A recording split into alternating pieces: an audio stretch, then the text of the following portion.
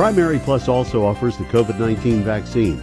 Primary Plus with locations in Ashland, Vanceburg, South Shore, Grayson, Tollsboro, Maysville, Flemingsburg, and now in Moorhead. Online, primaryplus.net. For quality, advanced, affordable health care, come to Primary Plus. Again, online, primaryplus.net. Hi, this is Kelly Barhorst at First National Bank, inviting you to one of our 7 locations.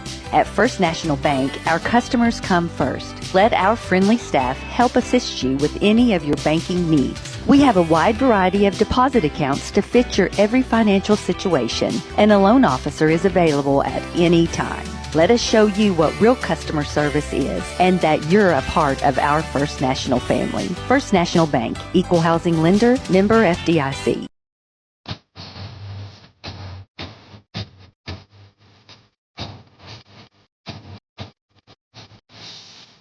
Let's get back inside the Octagon of Sports with James Collier and Across the Line on the Total Media Sports Network and 105.7 WLTC. Back on Across the Line here on the Total Media Sports Network. Let's go inside the Octagon. And the special guest this morning, head coach for the Ashland Tomcats, Chad Tackett. Coach, good morning. How are you? Good morning. How are you guys? I had to give you some grief this morning. You walk in, you got the Chicago Bears shirt on. Yeah. And I was like, man, I said, that's some tough times right now. And we had some talk.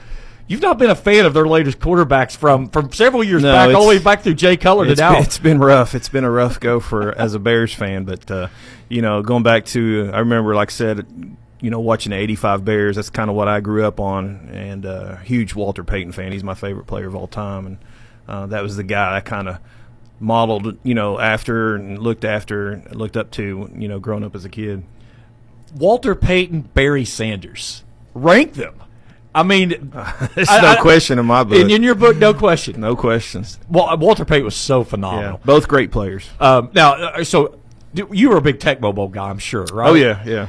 There was a difference between Bo Jackson on that game and everybody else. Did you ever venture away, and did you go Bo, or were you always the Bears and Walter? Played with Bo a few times, yeah. He was a cheat code in that game, but definitely had the Bears, had Walter Payton running for sure. Hard to believe here we are. It's time for football. Mm-hmm. You guys had your last scrimmage last night. You played Huntington, and we talked a little bit about that.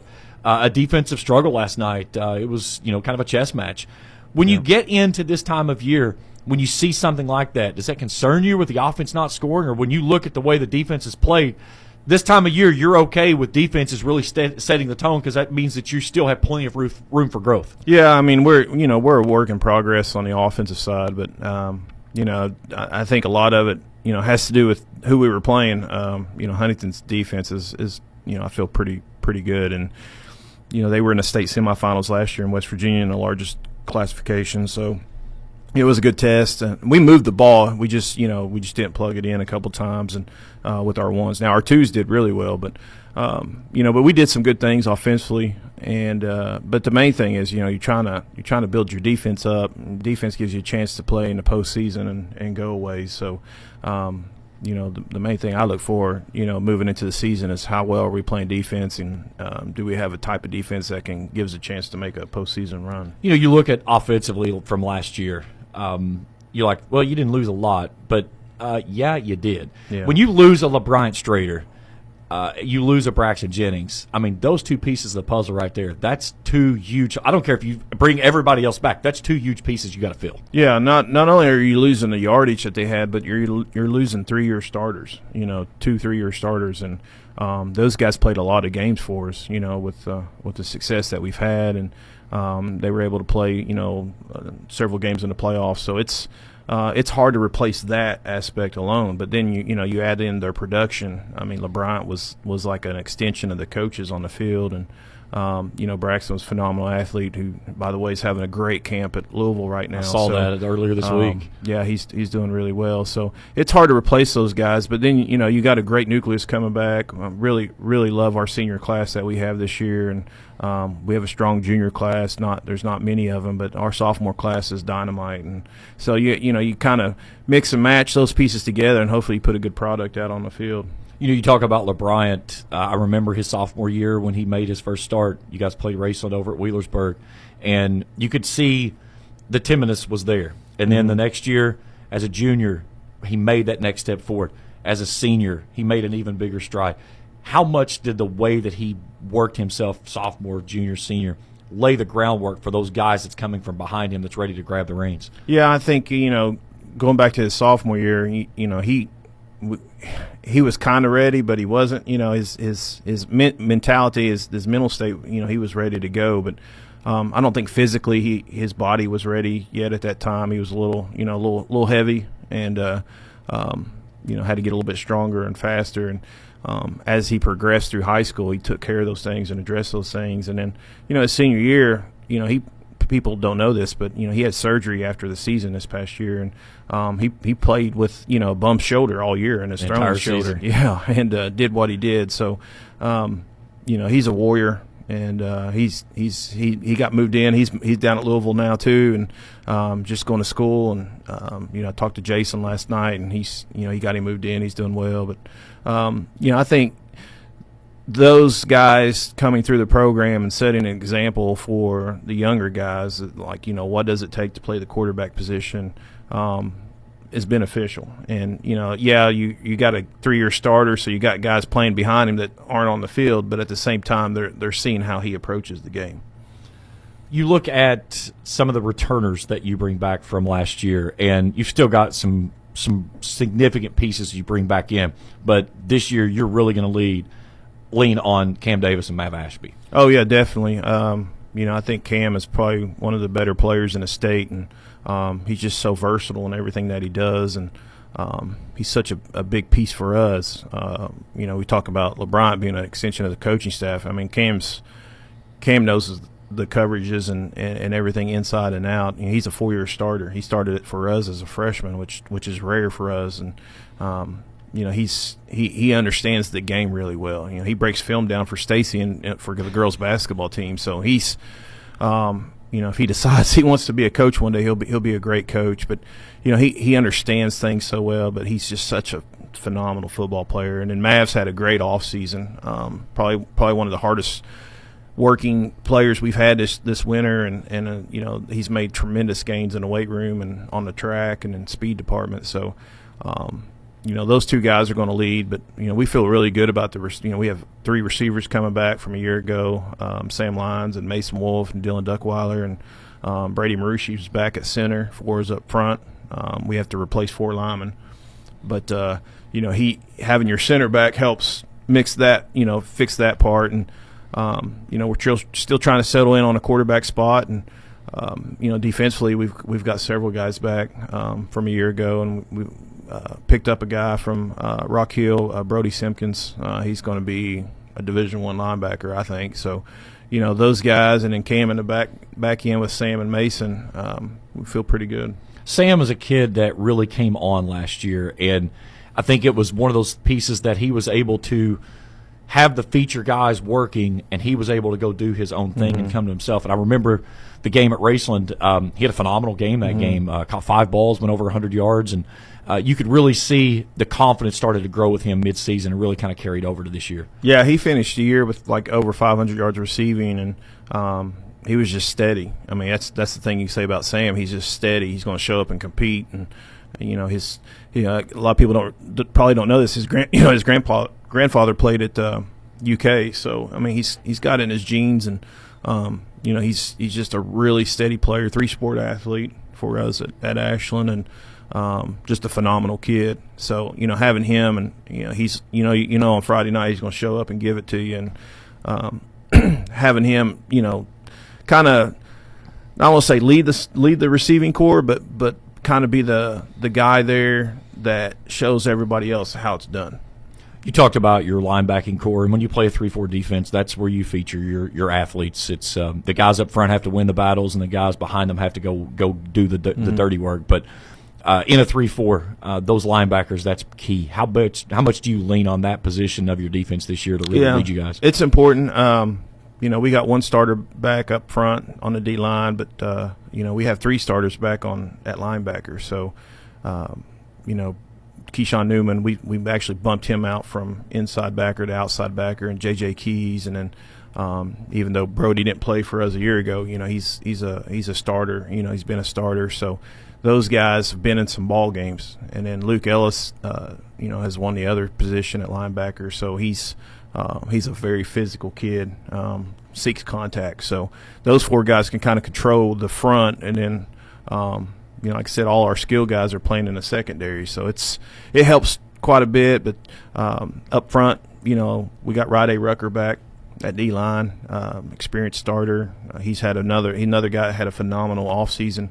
And then Luke McCoy is a sophomore. It's going to be really special. Physical kid, can run like a deer, got great size. And then Brandon McGee, who's a wrestler, in our program. So, those 3 guys and Ben Pritchard and a couple other guys are going to be able to give us some good minutes. When you look at the linebacking core, there's a kind of a nip and tuck trust battle that you have with your back end and the linebackers, because if the guys in the back end, if they really have that trust factor with those guys in front of them, they can do a lot of things. They can take those added risk. Same thing with the linebackers, because they trust those guys in the back end. Mm-hmm. Do you see that trust factor there with that 2 levels of your defense? A little bit, yeah. We, last week against Jackson, we had a little misfit, on our gaps, and safety got down too far inside, and our backer didn't scrape far enough, and we ended up giving very first play. We ended up giving like a 50-yard run. We had to tackle the guy down on like 20 or 30-yard line. So, those things are what you're seeing as far as the growth process. And we did a better job of that last night against Huntington. So, guys trusting each other to be where they're supposed to be and to fit the right gaps. That's something that's really, really important. Looking at your schedule, you open up against Raceland at home. Raceland, a team that returns a ton of experience from both sides of the football. What do you go into this game looking at as now you start first full week of preparation of an actual game that you get ready for the Rams? Yeah, we just that it's a game that we want to go and compete hard in, and it's a toss up every year between us. They're a good program, and they do things the right way, very similar to us, in a lot of respects, and we know it's going to be a battle regardless of classification. So, it's a great game for the area. Like I said, I think it's probably not a great game for us because if we win, we're supposed to, and if we lose, we're getting beat by a 1A team, and so it's hard in that respect. But it's a great game for the fans, and it's a great game for us just to get us ready for the season, because I know they're going to be well coached. They got a great weight room program, and they're going to do things the right way. And so it's a good barometer for us as we move forward into our non-district play. And that's got to be one of the reasons when you look at, like you said, it's not a lot of risk reward for you guys. If you win, that's great. If you lose, then it's really detrimental. But on the backside of it it's a team that is going to prepare you for what you need to see deep in the season. Yeah, it's going. They're going to. If we have some weaknesses, they're going to expose them and make us get better at what we're doing and how we're coaching, and it'll prepare us for the next week. When we go down and play Tates Creek. So it's a good game from a football perspective. That's the next thing I was going to was you get the home game with Raceland, breaking in a new quarterback, and then you take 2 tough road trips, Tates Creek and Lawrence County. How big is that playing in front of the home crowd that first week before you have to make those 2 long trips? It's important. I think you got to get your feet settled. That having 2 home scrimmages has helped a little bit with that regard, but you got to get your feet settled. It's no matter how much you try to simulate in practice or in scrimmages, it's Friday Night Lights is different until you're actually out there and doing it, and it counts. And so it's important. But we go on a road trip. We usually travel pretty well and play well, minus the Corbin game last year. But Tates Creek will be a good test for us. They're going to be big and athletic, and they got a really top 50, I think, in the state D lineman and a running back. So they'll prepare us moving even ahead, and then Lawrence County's got a really good team coming back and looking to make some noise in their division. So it doesn't get easy, but at the same time, Raceland has the same issue. When you have success, it's hard to find opponents, especially in-state opponents. We're trying to stay in-state as much as possible, and with the RPI system, so it's tough, and you got to travel.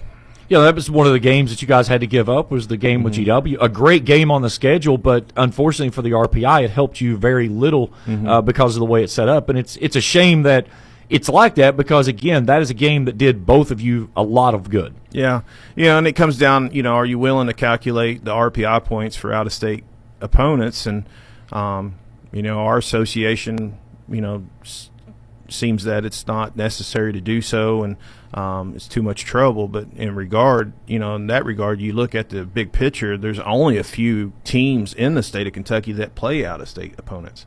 So, even teams like Trinity and St. X, they could go over to Southern Indiana and find some really good competition, and they do sometimes. But and you think of Northern Kentucky. How many great programs are in Cincinnati? And so it's it wouldn't be difficult to do, but for whatever reason they don't do it. So in terms of scheduling, it's hard to try to play somebody out of state because if they win 10 games or 15 games, you're only going to get credit for a 5-5 record, and it makes no point to play them. Yeah, getting a .5, it doesn't really help you a whole lot. Looking at your schedule, you've got a really tough non-conference schedule before you dive into district play. Greenup, Round, Boyd, Johnson Central, and then close out the regular season with a game against Lexington Catholic.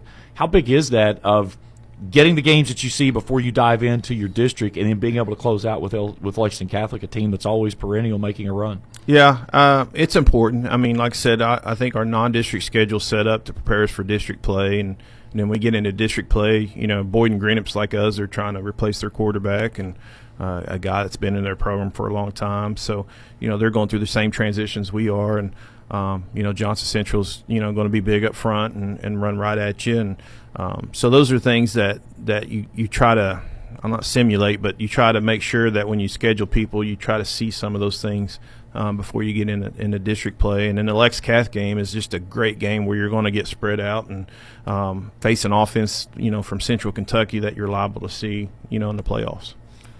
Ashland head coach Chad Tackett joining me here inside the Octagon. Coach, always a pleasure. I'll talk to you Friday night. All right, appreciate it. Thanks for having me. All right, we'll step out for a break. When we come back, we will switch over to the Diamond and Major League Baseball. There's a lot of things going on in the postseason run with about 6 weeks of the season left. We'll break it down when we return here on Across the Line on the Total Media Sports Network. Primary Plus is your home for quality, advanced, affordable health care, offering family health, OBGYN, counseling, dental, diabetes management, patient-centered medical homes, school-based health services, and a pharmacy. Primary Plus also offers the COVID-19 vaccine. Primary Plus with locations in Ashland, Vanceburg, South Shore, Grayson, Tollsboro, Maysville, Flemingsburg, and now in Moorhead. Online, primaryplus.net. For quality, advanced, affordable health care, come to Primary Plus. Again, online, primaryplus.net. Temperatures are on the rise, and so is the bite, and Borders Sporting Goods is your fishing headquarters for rods and reels from G. Loomis, St. Croix, Fenwick, Lewis, Shimano, Daiwa, and Abu Garcia. No matter what species of fish you are targeting, Borders has the perfect setup to make your next trip on the water a success. Borders has baits in every size and style with a wide selection of tackle from Berkeley, Strike King, Zoom, Z-Man, Bandit, and many more. Before hitting the water for your next fishing trip, stop by and stock up at Borders Sporting Goods, US 60 West in Ashland. Clark's Pump and Shop, family owned for nearly 50 years. Need a quick snack or some gas? Clark's Pump and Shop can get your fill and your fill up at great prices here in the Bluegrass State and beyond. Rick and Brent Clark encourage you to become a Clark's Rewards member today by downloading the Clark's Pump and Shop app. Take advantage of mobile coupons, in-store specials, and free merchandise. Clark's Pump and Shop, a division of the John W. Clark Oil Company, where you can return, refresh, and refuel. Hi, this is Kelly Barhorst at First National Bank, inviting you to one of our 7 locations.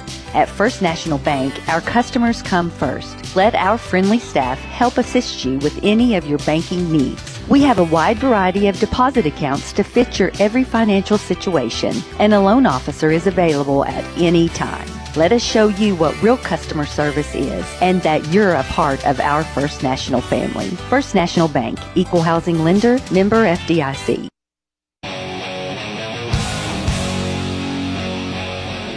This is Across the Line with James Collier on the Total Media Sports Network and 105.7 WLGC.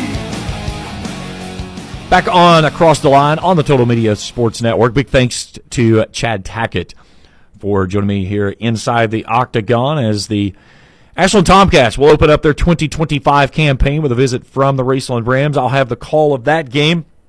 We'll be live at 7:10 with countdown to kickoff And then 7:30, we'll put it in the air to crack season number 100 for the Raceland Rams. And then we'll be doing it live from Putnam Stadium, and it's going to be a fun year for whatever reason. I've just got a good feeling about the 2025 season as a whole. But you'll be able to catch all of the games for the Rams through our Kool TV spot. Audio-only games we'll have there, so it'll be easy to connect on to get it from there. TV games we'll have right there on that. On Boyd County, you'll be able to listen to them on 105.7 FM.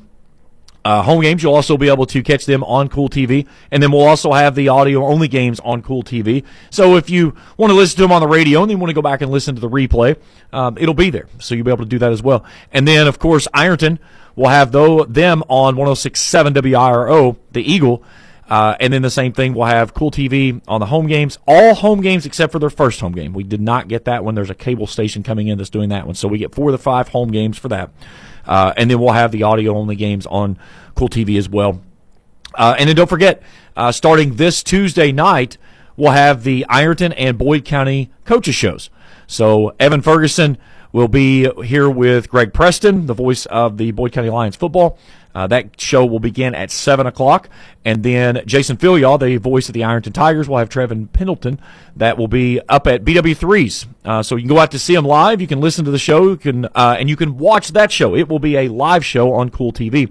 That will be this Tuesday, starting off on every Tuesday throughout the season. We'll also have Boyd County Soccer. We've got 3 games this week with Boyd County Soccer action. So volleyball gets going this week, too, for high schools. So soccer last week, volleyball this week, and then football on Friday night. So all of the fall sports get rolling, and it's about to get really busy for us here with the Total Media Sports Network. All right, let's go to Major League Baseball. Let's check scores from around the bigs last night. Pirates over the Cubs 3-2. The Reds, no, they're the Deads. They gave up an 8-1 lead to the Milwaukee Brewers last night. The Reds put up 8 runs through the first 2 innings. They led it 8-1 after 2.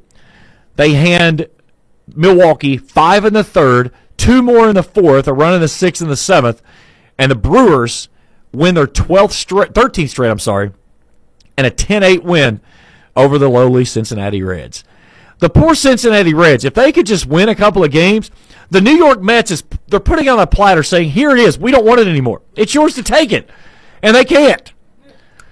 Poor Reds. It's got to be off. The Brewers had 17 hits in that game last night, but come from behind down 8-1 in Cincinnati, by the way, to pick up the win. The Brewers, they're just playing a different type of baseball right now. It's crazy. Philadelphia over Washington 6-2. It was the Blue Jays with a win over the Rangers 6-5.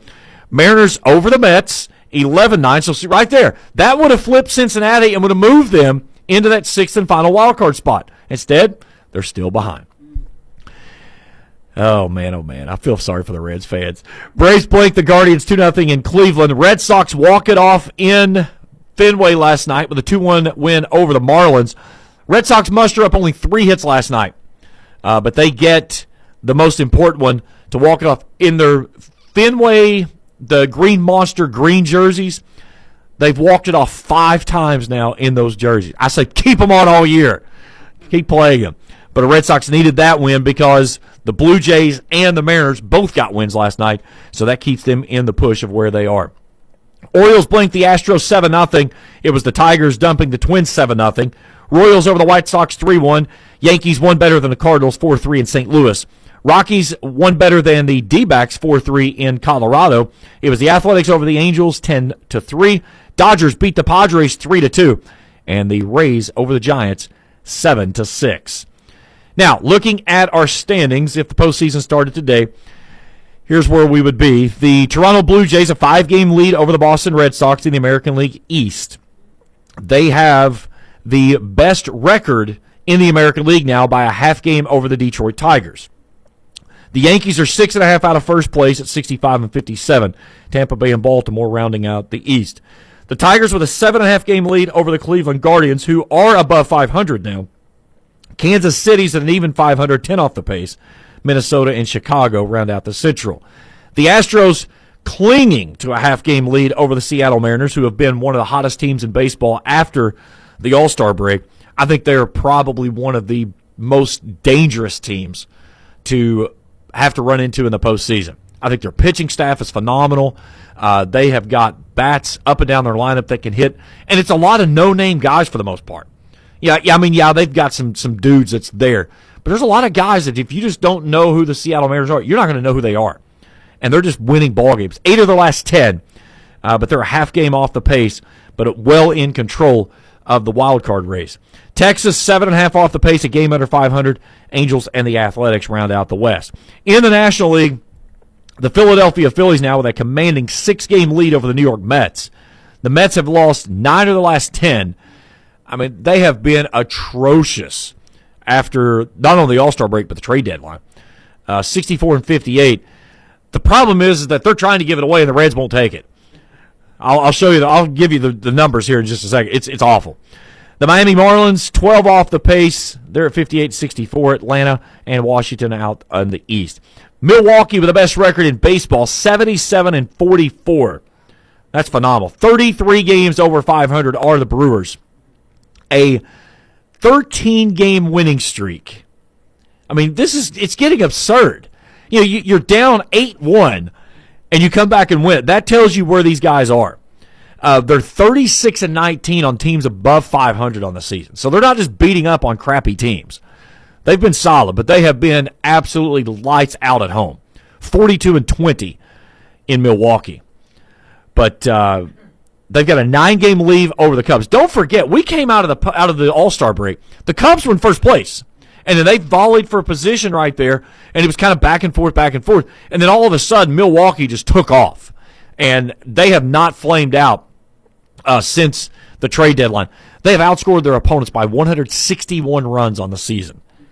630 they've scored. They've given up 469. By the way, that is the largest margin in the bigs.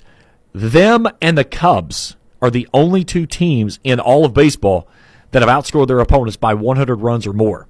Now, to put it in perspective, their 161 is first. Second place is 114. That's the domination the Milwaukee Brewers have had. Could they get, the year after we lose Uke, could the Milwaukee Brewers win the World Series? I mean, that would be sad to say, but, man, what a tribute to one of the greatest of all time, of Bob Uecker. But, man, it would just, would have been great to have Uke on the call for that. But the Reds, 14 off of the Milwaukee Brewers, so the division's out of reach. The Reds still have a chance of trying to sneak into the wild card, but they're 5-5 over the last 10, and they're still a half game behind the Mets, who just don't care to do anything right. The Reds' problem, though, when they play good teams over 500, they're 28-28. On the road, 29-31. That's the biggest deal with the Cincinnati Reds. Cardinals, 3.5 back on the wild card. They sit in fourth, and then the Pittsburgh Pirates at the bottom. In the West, Dodgers and Padres, they are locked in a tie for first place. Dodgers have lost 6 of their last 10. The Padres have won 7 of the last 10, but the Dodgers and Padres in the first of a 3-game series this weekend. Dodgers getting that win last night. Arizona 9.5 off the pace. Giants and Colorado are at the bottom. Colorado, 33 wins. 89 losses. There is hope. Still hope. They're only 31 out of the wild card. There's a chance they can make it. No, they're done. They've been outscored by 331 runs this year. Teams above 500, they have won 7 and lost to 54. Poor Colorado.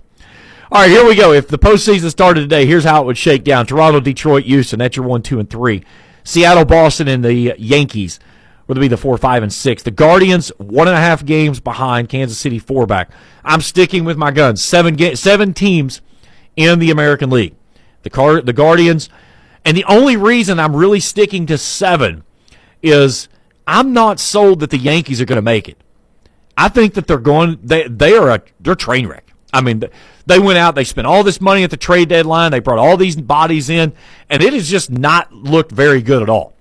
And they have gone from the American League East lead and competing with the best record in baseball to fading behind the Tigers a little bit, and now they've fallen all the way into third place. So the Yankees are 8 games over 500, but 5-5 over your last 10. They're 32-32 against teams of 500 or better records. That tells you a lot about the New York Yankees. They're under 500 on the road. So they've got a lot of work to do, especially with the Guardians, who've won 7 of their last 10 and have been coming on. But they've been atrocious on teams over 500. 10 games under 500 on that. So the Guardians still making a push, but we'll see. Okay, in the National League, you talk about just an absolute mess. The Brewers, Phillies, and the Dodgers, Padres. That's your 1, 2, 3. Now, the Dodgers, Padres, the reason I say that is because they're in a gridlock right now. So whichever one wins the division, as of right now, the other one would become the fourth-place team. Then it's the Cubs, followed by the Mets. The Mets have a half-game lead over the Reds. St. Louis 3.5 off, Arizona, San Francisco there. I said last week this was a 6-team race, and I put it in Sharpie. And I'm going to leave it there. I do not think the Cincinnati Reds can hit the ball consistently enough or pitch it consistently enough to make a push, even though the New York Mets are just trying to throw this thing away. I mean, how crazy is it that both New York programs have been a train wreck in the second half of baseball? And the Yankees have been bad enough. The Mets have just like, hey, hold my beer, watch this. I can do more and better than you can. But, yeah, I mean, the Cincinnati Reds should probably have a 2, 3, 4-game lead over the New York Mets. Was a terrible the Mets have played, of how far that they've fallen back in it. And every time they get an opportunity, the Reds can't do anything with it. And, the thing is, they run David Bell out of town. They bring in Tito Francona. And I love Tito. He was my dude back in Boston whenever they won the World Series. And I love Terry Francona. I think he does a phenomenal job. He did a great job in Cleveland. But you bring him in, and you're still pretty much a 500 ball club. So maybe it's not the manager. Maybe it's the personnel that the managers are working with. That's the key. That I think the Cincinnati Reds. Another thing for the Cincinnati Reds, Chase Burns, their big fireballer right-hander, headed to the IL. So now you've got Hunter Green, who's their big fireballer, who's been on the IL for a long time. Now Chase Burns is headed there with an IL trip. So you've got 2 of your solid guys in the rotation that's going to be out of the rotation, and I think that's really going to flame out any hopes that anybody, the poor Cincinnati Reds fans, would have. All right, let's take a break. We come back. We're going to look at some NFL football. I'm going to make my predictions of who I think wins each division this year as we get into the second full week of preseason games. And we'll check in on the FedEx Cup playoffs, week number 2 over in Maryland, as we continue here Across the Line on the Total Media Sports Network. Clark's Pump and Shop, family owned for nearly 50 years. Need a quick snack or some gas? Clark's Pump and Shop can get your fill and your fill up at great prices here in the Bluegrass State and beyond. Rick and Brent Clark encourage you to become a Clark's Rewards member today by downloading the Clark's Pump and Shop app. Take advantage of mobile coupons, in-store specials, and free merchandise. Clark's Pump and Shop, a division of the John W. Clark Oil Company, where you can return, refresh, and refuel. Temperatures are on the rise, and so is the bite, and Borders Sporting Goods is your fishing headquarters for rods and reels from G. Loomis, St. Croix, Fenwick, Lewes, Shimano, Daiwa, and Abu Garcia. No matter what species of fish you are targeting, Borders has the perfect setup to make your next trip on the water a success. Borders has baits in every size and style with a wide selection of tackle from Berkley, Strike King, Zoom, Z-Man, Bandit, and many more. Before hitting the water for your next fishing trip, stop by and stock up at Borders Sporting Goods, US 60 West in Ashland. Primary Plus is your home for quality, advanced, affordable health care, offering family health, OBGYN, counseling, dental, diabetes management, patient-centered medical homes, school-based health services, and a pharmacy. Primary Plus also offers the COVID-19 vaccine. Primary Plus with locations in Ashland, Vanceburg, South Shore, Grayson, Tollsboro, Maysville, Flemingsburg, and now in Moorhead. Online, primaryplus.net. For quality, advanced, affordable health care, come to Primary Plus. Again, online, primaryplus.net. Hi, this is Kelly Barhorst at First National Bank, inviting you to one of our 7 locations. At First National Bank, our customers come first. Let our friendly staff help assist you with any of your banking needs. We have a wide variety of deposit accounts to fit your every financial situation, and a loan officer is available at any time. Let us show you what real customer service is and that you're a part of our First National family. First National Bank, Equal Housing Lender, member FDIC.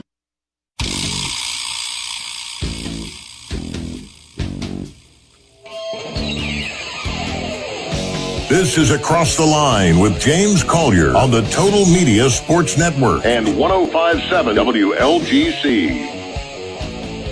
Little Ozzy Osbourne there. I love me some Crazy Train. I loved Ozzy. It's so hard to believe that he's gone.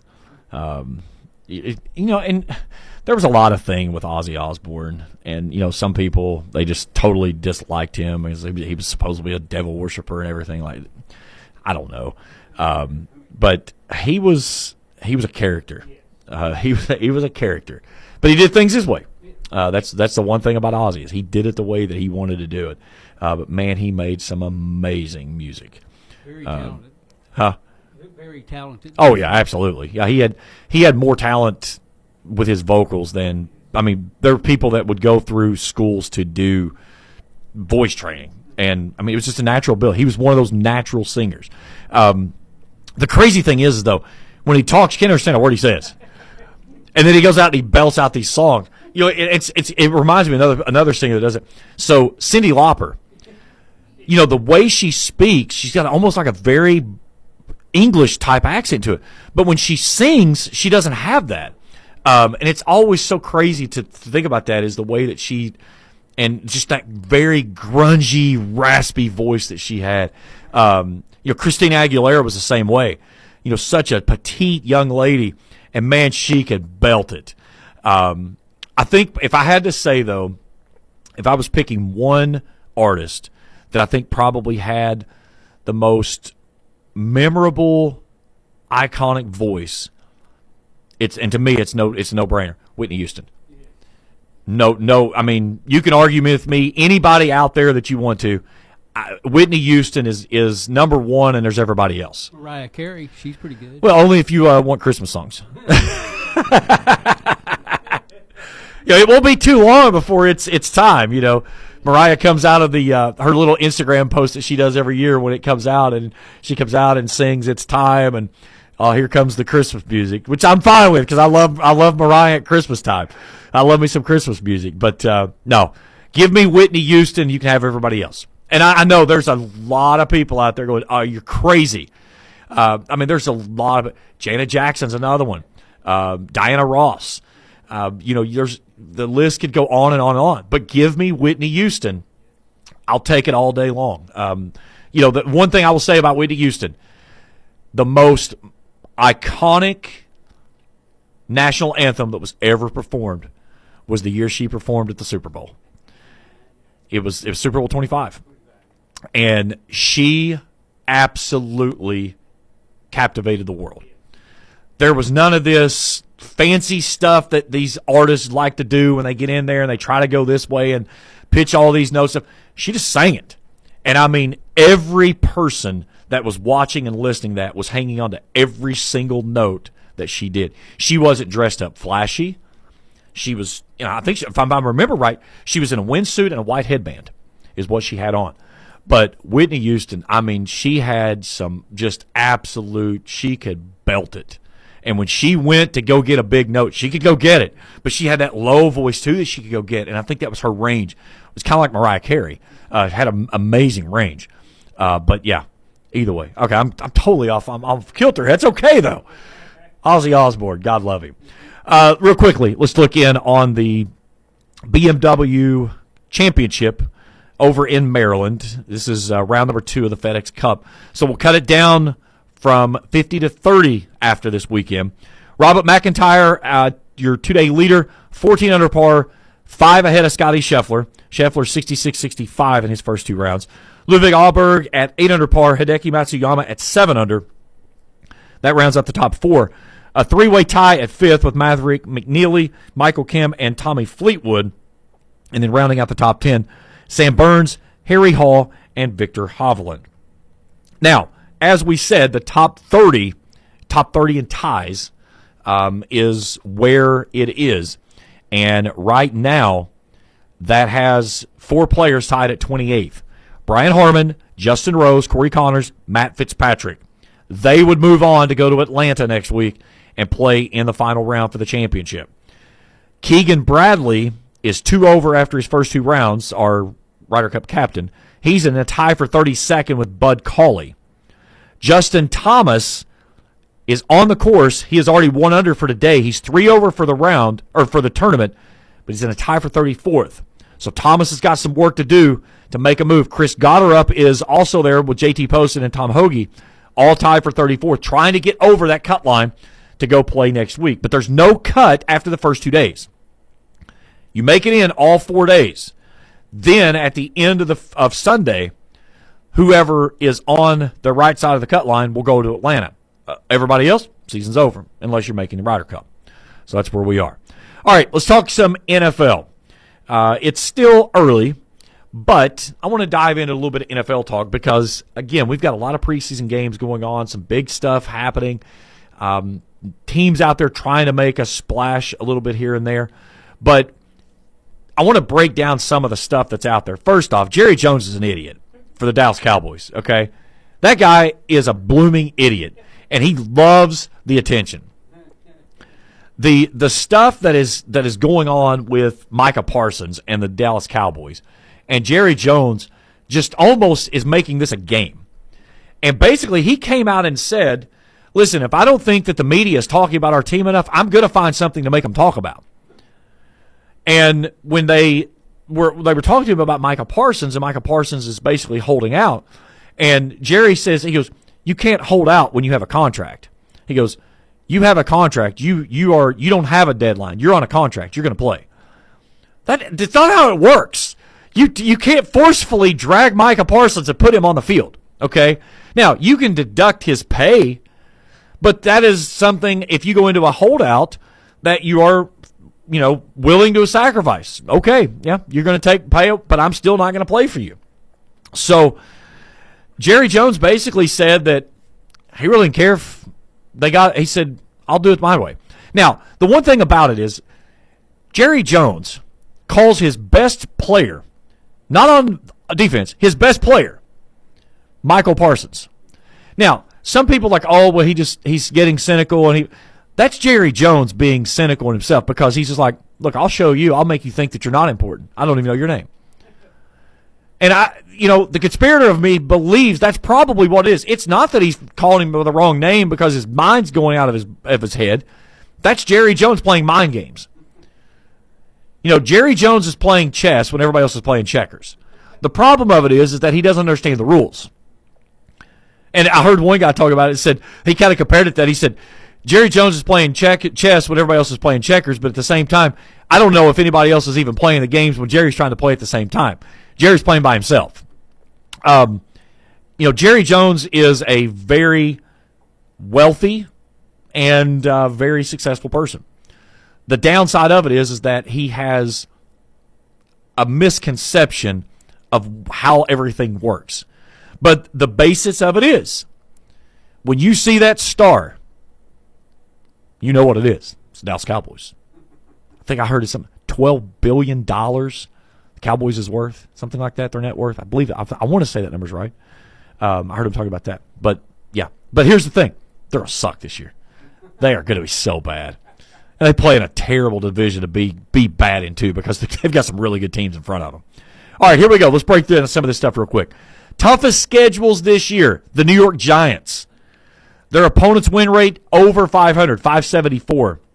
They've got the hardest slate in the NFL this year.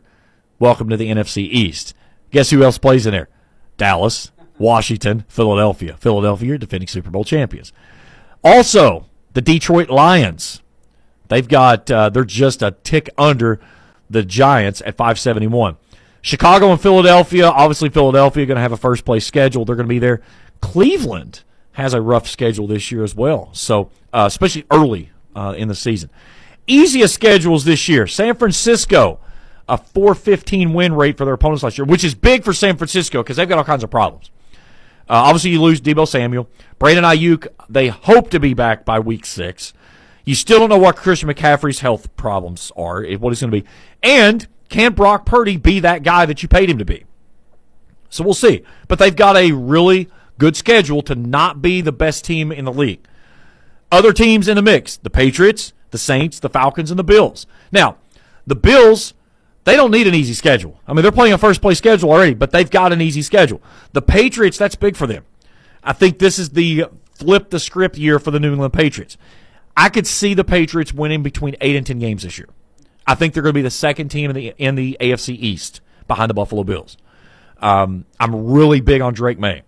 I think they got some superb pieces offensively.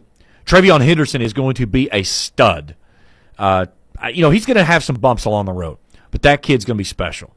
But on the other side of it is the defense is going to be locked in. And I still say spend the freaking money and go get Micah Parsons. If he doesn't want to be in Dallas, bring him to New England. You've got the money. You've got the most cap money available of any team in the league. Go spend the money. Go get him. Make a splash. You want to change everything you're doing defensively to the next degree. You're already solid defensively. You bring Micah Parsons in, you're the best defense in the league. I don't care who you're playing. And when you're looking at some of the teams that you've got to get through in the AFC, if you're going to beat that team, you've got to find a way to beat Josh Allen in Buffalo. You got to beat Lamar Jackson in Baltimore, and you got to beat Patrick Mahomes in Kansas City. Plain and simple. But you've got to find a way to make that next step forward, and I think the Patriots are right there. Carolina and Jacksonville, who cares? They're awful, okay? I don't care how easy their schedule is. They suck. There's a reason they play last-place schedules every year because they're awful. This is a make-or-break year for Trevor Lawrence in Jacksonville. If he does not make that next step forward this year, I think it's time to move on for the Trevor Lawrence fans. His Clemson days have come and gone. His little sexy headband, it's not working in the NFL. The other side of it is what's Travis Hunter going to do? Is he going to be an offensive player? Is he going to be a defensive player? They're going to play him both ways, split downs, however they're going to do it. I still think that he is not going to be able to stay both ways as it goes through. All right, so picking division winners. AFC East, Buffalo. I think they're there. I think the Patriots will push. AFC North, Baltimore. I think Cincinnati has a better run. Pittsburgh, and then Cleveland there. The AFC South, Houston, I don't think there's anything there. Kansas City will get pushed a little bit by the Broncos and the Chargers, but I still think Kansas City is there to least. Philadelphia, no issues in the East. Washington will be second. In the North, I still like the Lions. There's some people that's out there that's really big on the Green Bay Packers, but I do not trust Jordan Love at all. And then Tampa Bay easily in the South. And in the West, the Rams. But Matthew Stafford, how healthy is he? When you start hearing back issues, spine specialist, and somebody having to take an epidural to be comfortable, and he's not even playing yet, I just don't put my stuff in there.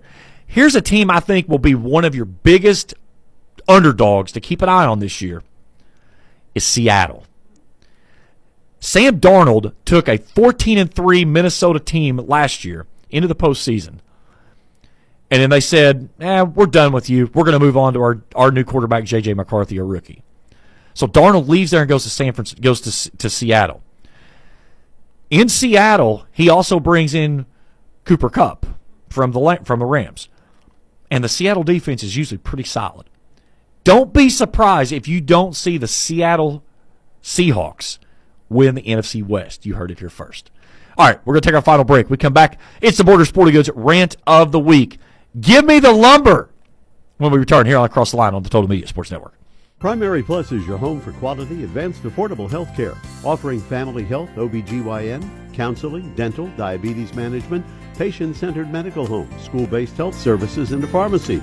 Primary Plus also offers the COVID-19 vaccine. Primary Plus with locations in Ashland, Vanceburg, South Shore, Grayson, Tollsboro, Maysville, Flemingsburg, and now in Moorhead. Online, primaryplus.net. For quality, advanced, affordable health care, come to Primary Plus. Again, online, primaryplus.net. Temperatures are on the rise, and so is the bite, and Borders Sporting Goods is your fishing headquarters for rods and reels from G. Loomis, St. Croix, Fenwick, Lewes, Shimano, Daiwa, and Abu Garcia. No matter what species of fish you are targeting, Borders has the perfect setup to make your next trip on the water a success. Borders has baits in every size and style with a wide selection of tackle from Berkley, Strike King, Zoom, Z-Man, Bandit, and many more. Before hitting the water for your next fishing trip, stop by and stock up at Borders Sporting Goods, US 60 West in Ashland. Clark's Pump and Shop, family owned for nearly 50 years. Need a quick snack or some gas? Clark's Pump and Shop can get your fill and your fill up at great prices here in the Bluegrass State and beyond. Rick and Brent Clark encourage you to become a Clark's Rewards member today by downloading the Clark's Pump and Shop app. Take advantage of mobile coupons, in-store specials, and free merchandise. Clark's Pump and Shop, a division of the John W. Clark Oil Company, where you can return, refresh, and refuel. Hi, this is Kelly Barhorst at First National Bank, inviting you to one of our 7 locations. At First National Bank, our customers come first. Let our friendly staff help assist you with any of your banking needs. We have a wide variety of deposit accounts to fit your every financial situation, and a loan officer is available at any time. Let us show you what real customer service is and that you're a part of our First National family. First National Bank, Equal Housing Lender, member FDIC.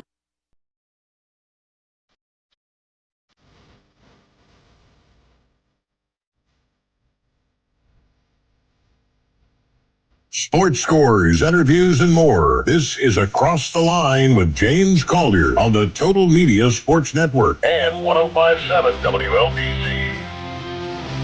Time for the Borders Sporting Goods Rant of the Week. Borders Sporting Goods US 60 in Canonsburg for all your hunting and fishing needs, as well as those Liberty gun safes. Go see Brad and the gang out at Borders. They'll get you all squared away. So, a good and bad thing on this week's rant. A little situation happened. I was building some camera platforms through my media program at Raceland that we coexist with our stuff here with Total Media. So football Friday nights, I've got my students that are working cameras field level, and we needed to get a way to get them up higher. So I built the camera towers and got all the wood and stuff. So I went to Lowe's to go buy the lumber, and the lumber that I needed for the main supports to go up, we're going to build it out of 4x4s. So the platforms were going to be at the highest point, 5 feet. So I was going to buy 10-foot 4x4s, just cut them in half. So I get there and go back to where the 4x4s are on the shelf, and I will tell you that the quality of this lumber was so bad that I wouldn't have taken it if they'd given it to me. It looked like it was still barked. There was, a 4x4 is supposed to be 4 inches by 4 inches, means it's supposed to be a square, okay? This thing was maybe a 90-degree angle on one side and rounded edges on the other. I was going to cut and throw more wood away than I was going to use. So I asked him, I said, I can't use any of these. They're awful. Can you drop me some down so I get it? And they we can't do it. We can't fit it on the shelf because there's too many already there that still hasn't sold, and we can't get new down until we sell. And I'm like, well, what am I supposed to do as a customer? I was like, I need wood to build this stuff. And so ended up, the manager, he was a great guy up there. I've worked with him before, and he's a super guy. He offered me a discount on 4x4x8s. Those were great shape. The only problem of it was that I had to buy more of those and then cut all of those down to just use one. So I've got a lot of excess lumber left over. But, the thing of it is that we spend a lot of money in our society of getting stuff. And it's like over the last 10, 15, 20 years, we spend more and we get less. The quality has been awful. I built a new deck around my pool area 7 years ago. Brand new deck. All the lumber from Lowe's. I had to replace over half of it this year because it was rotted. Treated lumber. Used to, you would build stuff out of treated lumber, and this stuff would run and last for 25, 30 years. So all I'm saying is we pay a lot of money. Let's get some quality back into what we're doing. Everything's in a throwaway society. That's the Borders Sporting Goods Rant of the Week. Football is back. It kicks off this Friday night. Check us out on Facebook.